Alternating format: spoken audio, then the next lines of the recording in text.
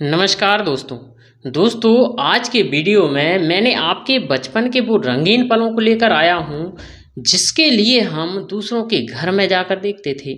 जी हाँ दोस्तों, मैं बात कर रहा हूँ आज से लगभग 63 साल पहले यानी सन 1960 के दशक की, जब दूरदर्शन की शुरुआत महज एक छोटे से डिब्बे में समाई हमारी पूरी दुनिया थी। दोस्तों, आज के हमारे इस वीडियो के माध्यम से हम आपको कराएंगे उस दौर के पुराने वक्त की सैर। तो दोस्तों, चलिए आपको ले चलते हैं दूरदर्शन के उस दौर में जहां दूरदर्शन लोगों के लिए एक छोटा सा डिब्बा कौतूहल का विषय बन गया था, जिस पर चलती बोलती तस्वीरें दिखाई देती थीं और जो उस समय बिजली से चला करती थी। दोस्तों, ये वो दौर था जब सबके घरों में टेलीविज़न नहीं होता था, बल्कि किसी किसी के घर में ही होता था। परंतु दोस्तों, आज के समय में देखें तो आज हमारे पास संचार से जुड़े लगभग सभी तरह की सुविधाएं हैं। आज हमारे पास सब कुछ मौजूद है। दोस्तों, आज नई नई तकनीक के दम पर इंसान इतने आगे निकल गया है कि एक ही घर में बैठे लोगों के पास मनोरंजन के लिए सभी के पास अलग अलग साधन हो गए हैं। लेकिन दोस्तों, एक दौर ऐसा भी था जब नेटफ्लिक्स और मोबाइल जैसी चीज़ों की हमने कभी कल्पना भी नहीं की थी। जी हाँ दोस्तों, आज से 63 साल पहले की बात है जब पहली बार दूरदर्शन के रूप में इंसान को वो मिला जो किसी सपने के जैसा था। पर आज की पीढ़ी को शायद ही इस बात का एहसास हो कि हमारी पुरानी पीढ़ी के लिए दूरदर्शन आखिर कितना महत्व रखता था। दोस्तों, आपको बता दें कि 15 सितंबर 1959 के दिन सरकारी प्रसारक के तौर पर दूरदर्शन की स्थापना हुई थी। जी हाँ दोस्तों, दूरदर्शन का पहला प्रसारण 15 सितंबर 1959 को प्रयोगात्मक आधार पर आधे घंटे के लिए शैक्षिक और विकास कार्यक्रमों के रूप में शुरू किया गया था। उस समय दूरदर्शन का प्रसारण सप्ताह में सिर्फ 3 दिन आधा आधा घंटे होता था। तब इसको टेलीविज़न इंडिया नाम दिया गया था। दोस्तों, बाद में 1975 में इसका हिंदी नामकरण दूरदर्शन नाम से किया गया था। यह दूरदर्शन इतना लोकप्रिय हुआ कि टीवी का हिंदी पर्याय बन गया था। दोस्तों, ये वो दौर था जब लोग सिनेमा के पर्दे पर लोगों को चलते फिरते देखकर हैरान हुआ करते थे। फिर टेलीविज़न के रूप में कुछ इंच का यह जादू घरों तक पहुंचने लगा। घर कितना बड़ा है इसका अंदाज़ा उस घर के ऊपर लगे एंटीना से लगाया जाता था। उस समय शाम के वक्त एंटीना की दिशा बदलना और चिल्लाकर पूछना आया क्या, इस बात का संकेत होता था कि फलाने के घर में टेलीविज़न पर तस्वीर साफ नहीं आ रही है। ये बातें पुरानी जरूर हैं, लेकिन ज़्यादातर लोगों के जहन में आज भी ताज़ा हैं। दोस्तों, देश में बुद्धू बक्सा अर्थात दूरदर्शन का आना जितनी बड़ी खबर थी, उतनी ही बड़ी खबर थी उसका रंगीन हो जाना। 25 अप्रैल 1982 ही वह दिन था जब दूरदर्शन श्वेत श्याम से रंगीन हो गया था। जी हाँ दोस्तों, आपको ये जानकर हैरानी होगी कि साल 1924 में टेलीविज़न के आविष्कार के 3 दशक बाद ही टीवी ने हमारे भारत में दस्तक दी थी। प्रेस सूचना ब्यूरो के मुताबिक 15 सितंबर 1959 को यूनाइटेड नेशंस एजुकेशनल, साइंटिफिक और कल्चरल ऑर्गेनाइजेशन की मदद से देश में टेलीविज़न की शुरुआत हुई थी। उस समय में टीवी की शुरुआत ऑल इंडिया रेडियो के तहत हुई थी और आकाशवाणी भवन की 5वीं मंजिल पर टीवी का पहला ऑडिटोरियम बना हुआ था। दोस्तों, टीवी के इस पहले ऑडिटोरियम का उद्घाटन देश के पहले राष्ट्रपति डॉक्टर राजेंद्र प्रसाद ने किया था।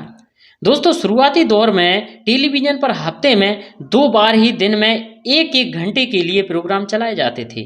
इन कार्यक्रमों में सामुदायिक स्वास्थ्य, यातायात, सड़क नियम, नागरिकों के कर्तव्यों और अधिकारों जैसे विषय दिखाए जाते थे। इसके बाद साल 1975 में टीवी का हिंदी में नामकरण किया गया था और इसे दूरदर्शन नाम मिला। इस साल तक देश के सिर्फ 7 शहरों में ही टेलीविज़न की सेवा शुरू हुई थी। वहीं दूरदर्शन का रोजाना प्रसारण साल 1965 में शुरू हुआ था।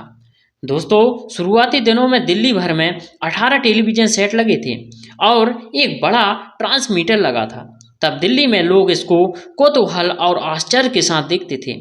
इसके बाद दूरदर्शन ने धीरे धीरे अपने पैर पसारे और दिल्ली 1965, मुंबई 1972 और कोलकाता एवं चेन्नई 1975 में इसके प्रसारण की शुरुआत हुई थी। शुरुआत में तो दूरदर्शन यानी टीवी दिल्ली और उसके आसपास के कुछ क्षेत्रों में ही देखा जाता था। दूरदर्शन को देश भर के शहरों में पहुंचने की शुरुआत 80 के दशक में हुई थी और इसकी वजह थी 1982 में दिल्ली में आयोजित किए जाने वाले एशियाई खेल थे दोस्तों। एशियाई खेलों के दिल्ली में होने का एक लाभ यह भी मिला था कि श्वेत और श्याम दिखने वाला हमारा दूरदर्शन रंगीन हो गया था। फिर दूरदर्शन पर शुरुआत हुआ था पारिवारिक कार्यक्रम हम लोग, जिसने लोकप्रियता के तमाम रिकॉर्ड तोड़ दिए थे। दोस्तों, आपको यकीन नहीं होगा कि 1984 में देश के गांव-गांव में दूरदर्शन पहुंचाने के लिए देश में लगभग हर दिन एक ट्रांसमीटर लगाया जाता था। इसके बाद आया भारत और पाकिस्तान के विभाजन की कहानी पर बना बुनियाद, जिसने विभाजन की त्रसदी को उस दौर की पीढ़ी से परिचित कराया था। दोस्तों, इन धारावाहिकों को जिसने भी देखा होगा उन्हें आज भी याद होगा कि इन धारावाहिकों के सभी किरदार, जैसे आलोक नाथ जी जो मास्टर जी का रोल किए थे, अनीता कंवर लाजो जी का रोल एवं विनोद पाल, दिव्या सेठ घर घर में लोकप्रिय हो चुके थे उस समय।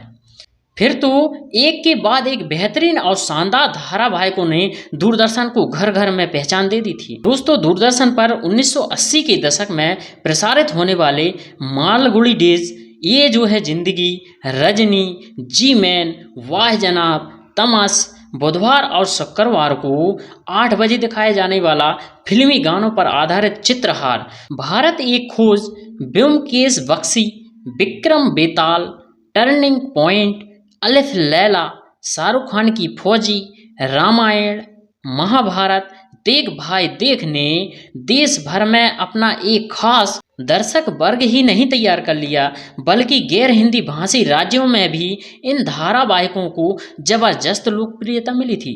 दोस्तों, रामायण और महाभारत जैसे धार्मिक धारावाहिकों ने तो सफलता की तमाम कीर्तिमान ध्वस्त कर दिए थे। दोस्तों, सन 1986 में शुरू हुए रामायण और इसके बाद शुरू हुए महाभारत के प्रसारण के दौरान रविवार को सुबह देश भर की सड़कों पर कर्फ्यू जैसा सन्नाटा पसर जाता था और लोग अपने महत्वपूर्ण कार्यक्रमों से लेकर अपनी यात्रा तक को टाल दिया करते थे। दोस्तों, रामायण की लोकप्रियता का आलम तो ये भी था कि उस दौर के लोग अपने घरों को साफ सुथरा करके अगरबत्ती और दीपक जलाकर रामायण का इंतजार करते थे और दोस्तों, एपिसोड के खत्म होने पर बकायदा प्रसाद वितरण भी किया जाता था। तो दोस्तों, दूरदर्शन के इस सफ़र में हमने लगभग सभी जानकारियां ले ली है और दे भी दी है और दोस्तों, रामायण भी अपन ने देख लिए हैं एवं प्रसाद भी वितरण हो गया है और प्रसाद भी अपन ने पा लिए हैं। तो दोस्तों, अब हम लेंगे इजाज़त, पर दोस्तों उससे पहले आपको ये वीडियो कैसा लगा हमें कमेंट कर ज़रूर बताइएगा और दोस्तों, अगर आप हमारे वीडियो पर नए हैं तो चैनल को सब्सक्राइब कर दीजिएगा। तो दोस्तों, हमें दीजिए इजाज़त, हम मिलते हैं आपको ऐसे ही नए वीडियो के साथ। तब तक के लिए हमारे सभी प्यारे दोस्तों को जय हिंद।